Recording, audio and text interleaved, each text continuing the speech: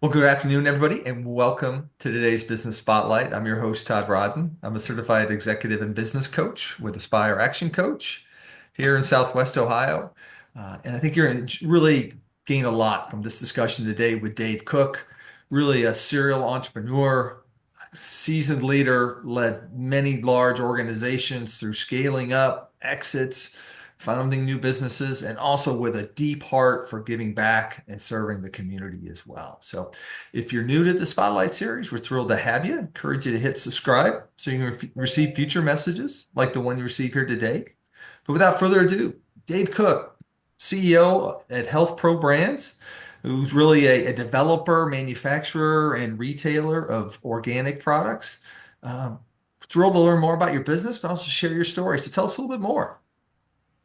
Sure. So HealthPro Brands is a consumer products manufacturer and distributor of products for both retail and home use and for food service in the institutional space. So hospitality, restaurants, healthcare, schools, universities, entertainment, that sort of thing. Anybody that prepares food or needs an environment that needs to have a clean space in preparing food is kind of our target. And we the product that most people recognize is Fit Organic Produce Wash, and I'll hold up a bottle so you can see what it looks like. Yeah.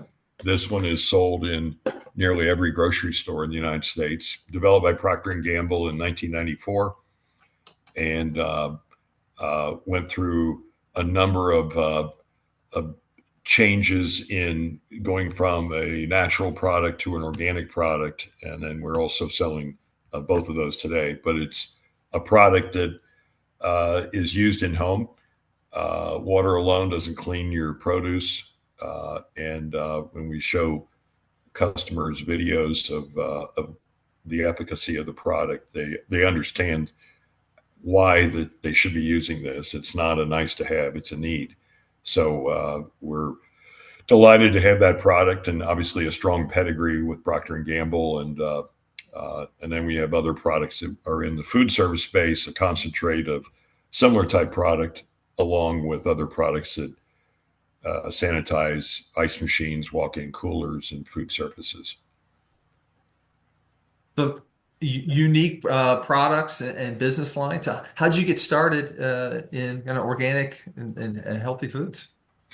So I had a number of businesses over the years and invested in HealthPro Brands 11 years ago, and liked the product, liked the pedigree, liked the customer base, good solid group of both retail and institutional customers.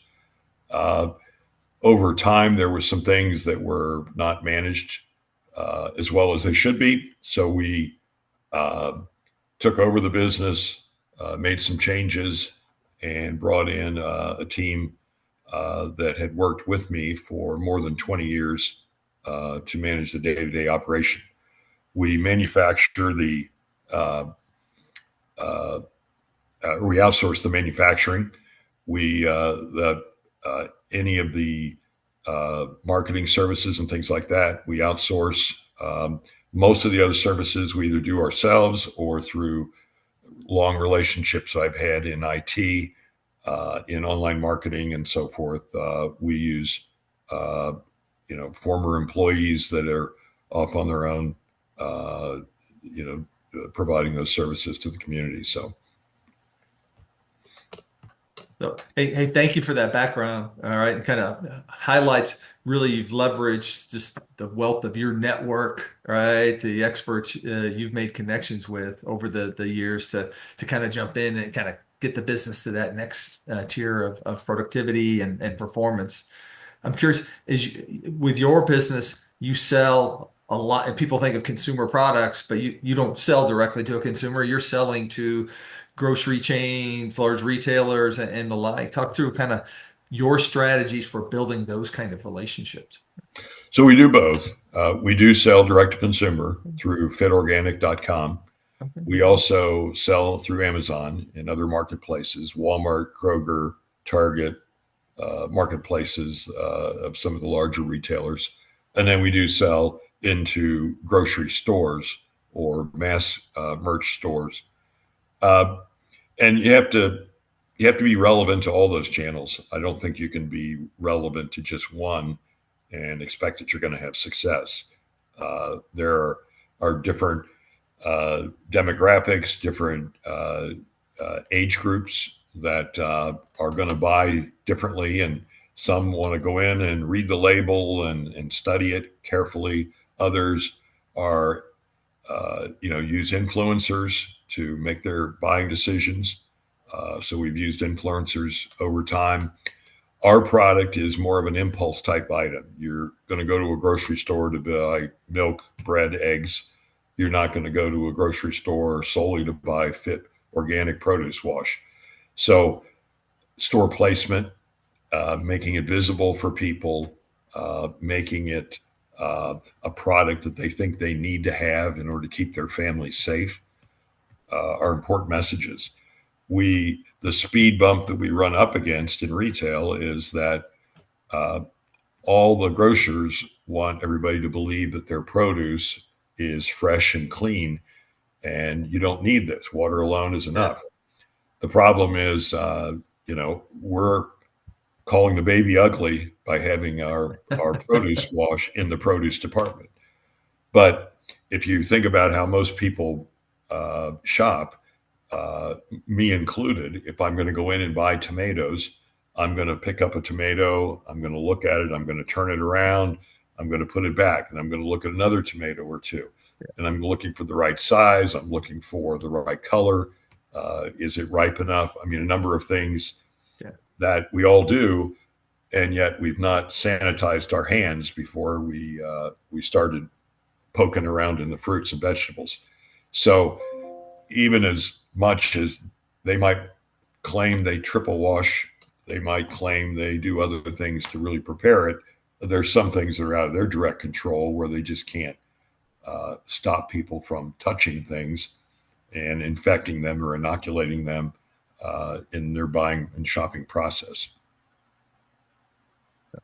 Yeah, a great example, right? They could do the best job in the world in the back room cleaning everything before they bring it out, but then we got all Right. kinds of folks like us touching everything, right? And it It happens. happens. So I'm the same way. I'm always looking to just for the right apple, right kind of thing. So, Right. Right. uh, Exactly. so Exactly. you talked about having to kind of step into the business there. Maybe that kind of leads into a key challenge or two that you had. So if you think through the recent years, share with us Well, a there were a key lot of challenge you've challenges. overcome. Yeah. Yeah, we had financial challenges, we had quality challenges, and we had sales challenges. So during COVID, our business was skyrocketing because everybody was concerned around food safety. You wouldn't bring your groceries in from the front porch until you wiped them off. You wanted to make sure that everybody was wearing a mask that was around you, and there was of a lot of good sales growth due to that concern. Um, but then it began to drop back off and reach a more normalized level of sales. And unfortunately, the kind of situation that we found ourselves in was the prior management team had made some bad decisions. And so we had a lot of unpaid invoices that we had to take care of. We had some quality issues where they were trying to find cheaper manufacturers, which isn't always good. We pay a little bit more, but every bottle that gets manufactured is of the highest quality, and and it doesn't turn yellow or get rancid or have other quality issues that anybody in the consumer product space would never want to deal with. Um, so we got those things taken care of through a lot of hard work from our team and a lot of cooperation from our suppliers and partners. And I would say nearly all of those suppliers we continue to work with today, but we had to pay them over time. and we couldn't afford to pay them uh, uh, completely. Um and so we slowly made payments over a number of months, and over 2 or 3 years, they've all been paid in full. So we're delighted by that. We focused on the quality to make sure that not only we had the right manufacturer, but also they were using the right raw materials and the right water quality, and making sure that processes and procedures were followed in terms of manufacturing our products. So that those are things then you don't have to worry about. Now you've got a Yeah. quality product, you don't have a bunch of unpaid bills, and now you can focus on driving the revenue. So that's where we are today, and we've had good success. We've hired a number of highly qualified people, some that were retired and came out of retirement, and some that were, just looking for that next opportunity and want to be part of a success story. So, hey, thank you for sharing kind of that background, right? And again, challenges on many fronts: the financials, the quality of the product, as well as kind of the kind of resurrecting the sales process as well. And you said, hey, bringing in new talent was key to that, but that's a challenge in and of itself. The last few years as well. So, how were you able to, whether it was to influence those folks to come out of retirement or to get them to move over from where they were at over to you? What would have been your keys to attracting that talent? Well, the key to all of our businesses have been about relationships, and and making sure that you preserve those relationships even when there's no uh, business benefit necessarily in the short term from that relationship. And so, my head of sales used to be president of Acosta. Acosta is a large brokerage firm, 47,000 employees or something like that. So, but had uh, retired, was looking at just various options, and we were fortunate enough to convince him that we were the right group to work with. We've got a great relationship uh, in the community, in part because of him, and I think we're sales are growing. I think we're reaching the level where I think we've got our processes well defined.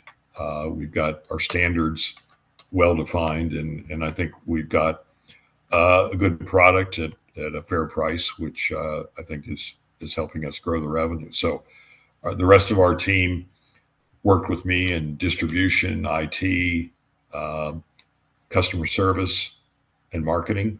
And so all those people, who I've worked with for more than 20 years, are, doing a great job.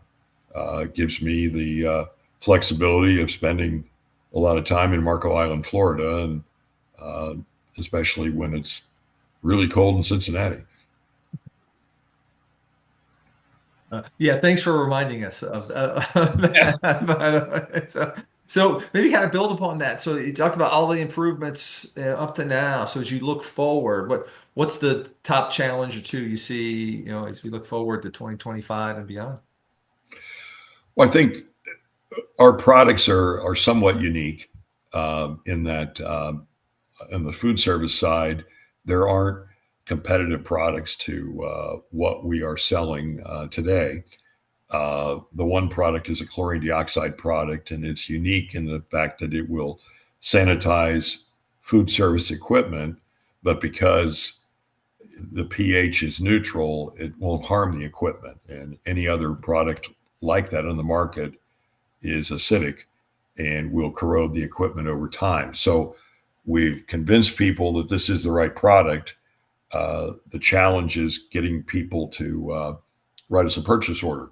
So we've been working through different terms, different ways to be able to identify how they could still take advantage of the product without having to, you know, come up with the money all at one time. And And also, our product does uh, work on uh, sanitation areas that some people would say if these companies were doing their job the right way, they wouldn't have this issue to deal with. And yet, uh, sanitizing some of this equipment is difficult at best because it's hard to access. It's hard to see bacteria. It's hard to see pathogens. These are all things that are kind of invisible challenges, and so uh, they don't know what they don't know to some degree, and so we tend to have uh, you know a skeptical group, and management is somewhat skeptical that this is something that they need, but yet we go in, we swab the equipment, we put in our pouches. We come back 3 or 4 weeks later, we swab it again, and we show a dramatic decrease in pathogens, bacteria, mold, fungal, different things. So we've shown the effectiveness of the product, and now the challenge is okay. We've shown this. Now uh, let's let's see the orders, and so that's been probably our bit of our speed bump uh, Okay. to this point. So it seems like recently there's been a resurgence in the focus on healthier foods, Right. what's in the foods that we are eating and that. So it would seem to be potentially a future wind at your back that you could take advantage of. How do you see that playing out? So the whole "Making America Healthy Again" that was part of the new administration, we trademarked "Making a America Healthy," and we trademarked "Keeping America Healthy," and we're using those taglines for all of our products. And we have reached out to RFK and his team to work towards uh, a partnership there, really partnership for America around how some of our products really help eliminate, some of the the issues that you've heard in the news around somebody has got E. coli from lettuce. We've had restaurants that have been shut down. Listeria is another big one, especially in anything that's around water. So we've had some challenges that our product fixes, and so we're trying to leverage those. And this whole "Making America Healthy Again," the Maha moment, is I think going to help us quite a bit uh, as we look forward into 2025. Yeah, no, definitely great opportunity. Before we started the recording, you and I were talking about, teams and cultures, and you emphasized how much philanthropy and service, giving back to the community, is important to you, but also to your team. So maybe highlight, some of the work you've done there, and also again, how that's helped support your building the culture within the organization. Well, I think culture is one of the key, uh, I guess, ingredients to a successful business. We have a very open culture, one where we're free to communicate, even if it is not good news. And I don't ever believe that people make the wrong decision. They make the best decision that they can with the information they had at that moment. And sometimes they didn't have time to think through the consequences of all those things. We, I think, have really uh, kind of nurtured that open communication, that culture of working together. We have executives that empty the trash, that help clean bathrooms, that pack boxes, uh, put labels on things, and it's more around getting the job done, and not so much whether it's in your role or your level of responsibility. So we've been very blessed by that. Um, we feel strongly about giving back. So we have um, been involved in the Boys and Girls Club because the our those kids are sort of our legacy. They're the next generation of the people that are going to be running the country, running businesses, and if we can make sure that they've got a safe place to be after school when most of the issues of crime occur with that age group, then we're better off. And so we're pushing, uh, you know, good citizenship, healthy lifestyles, and academic success. We also are involved in the Free Store Food Bank. I think a lot of people think of the Free Store as being someplace that indigent people go on a regular basis, but a lot of the people that go there only once a year, and it's a time when they need a helping hand, and something has happened, and they just need a little support. They have done a great job of their culinary program. That program has created about 2,000 executive chefs, and they've got a bank, and they've done other things. So they worked well in the community. Same thing with Cincinnati Children's Hospital, number one children's hospital. So we've are very involved in that as well. So a lot of philanthropy that I think has been a part of not only uh, us giving back, but also that of our team and the culture in our business.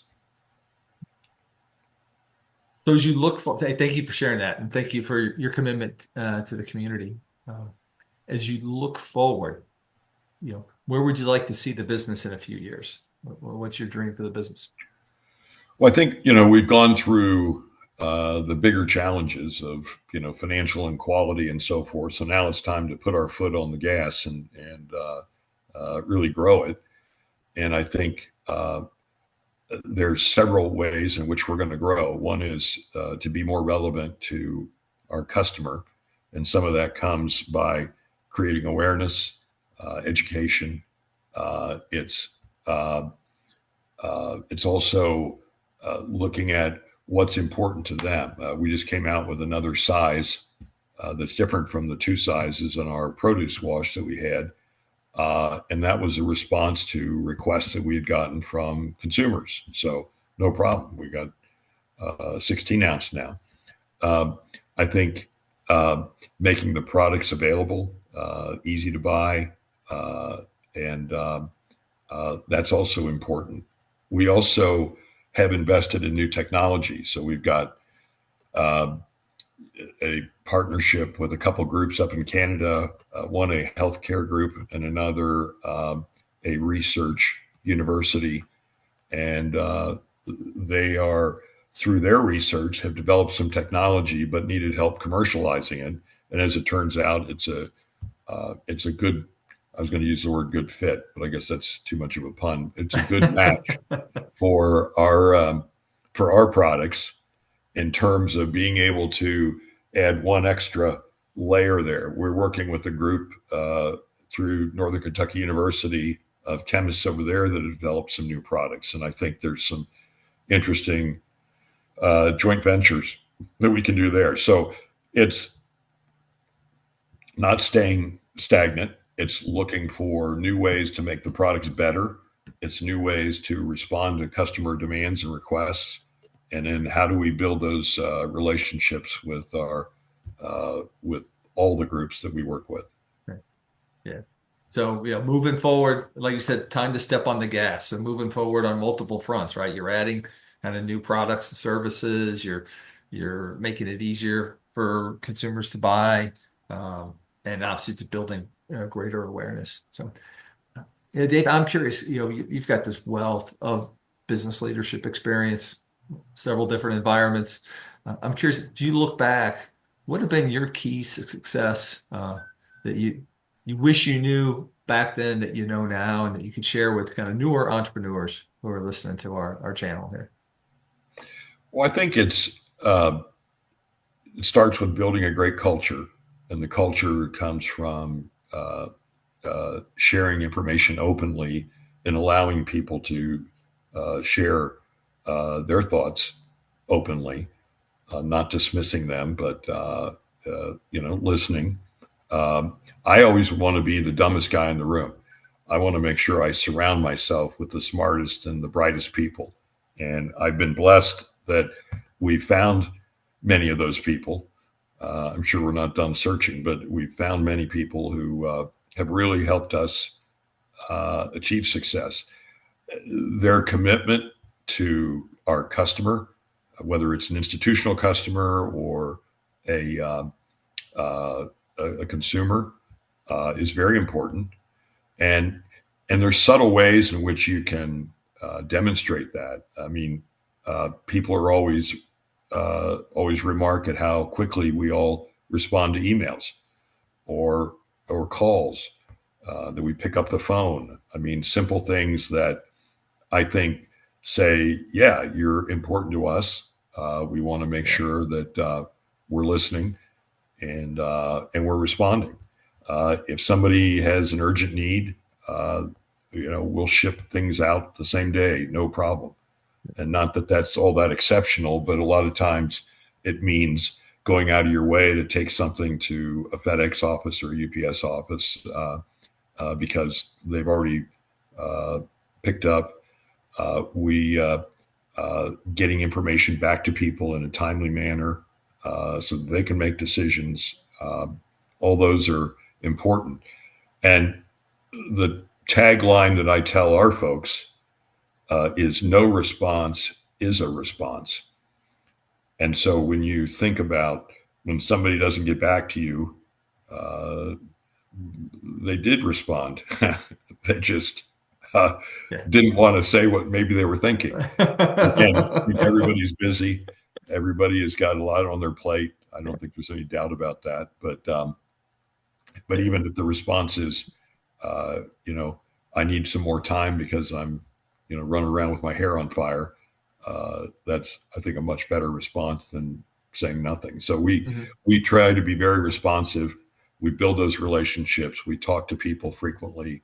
I try to meet with as many people as I can, and I rely on a lot of great friends that have a lot of deep experience and are much smarter than me. Yeah.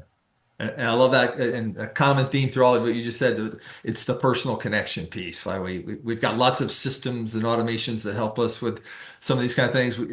We get trapped in those sometimes, and people value the personal follow-up and connection so much more.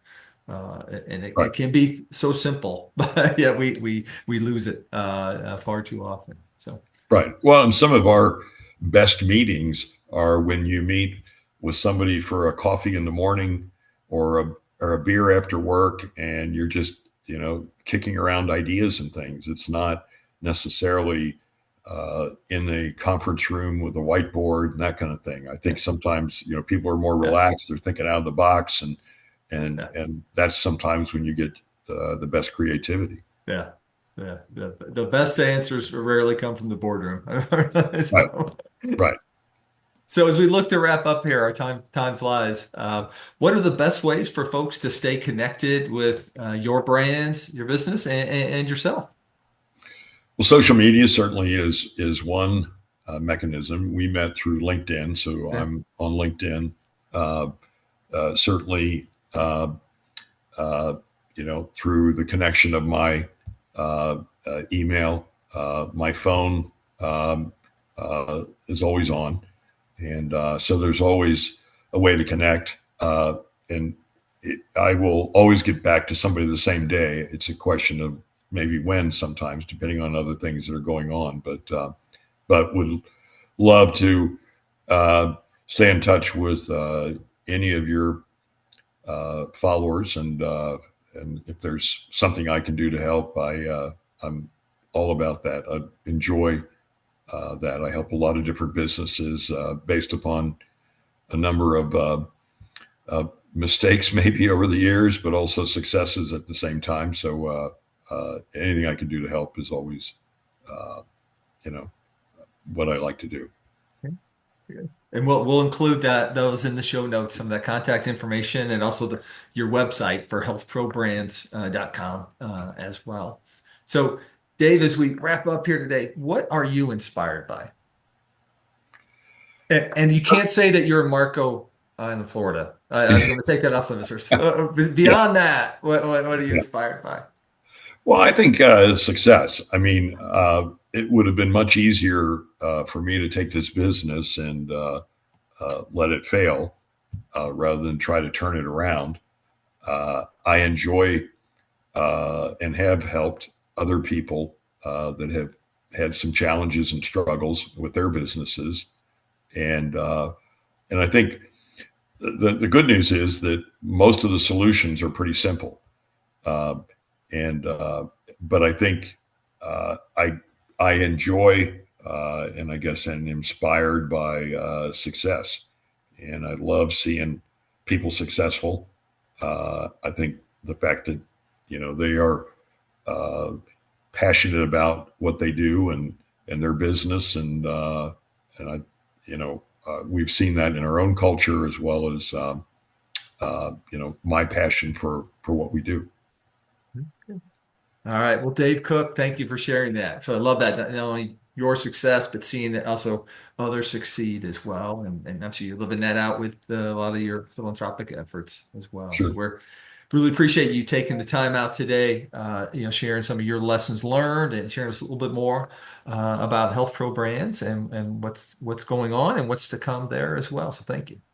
Thanks. Thank you. All right. Appreciate the time. Sure thing. To our viewers, again, we're thrilled to have you join us today. Encourage you to hit the like button and also hit subscribe so you can receive future messages from other inspiring entrepreneurs like you heard from Dave Cook today as well. So with that, hope you all have a terrific day.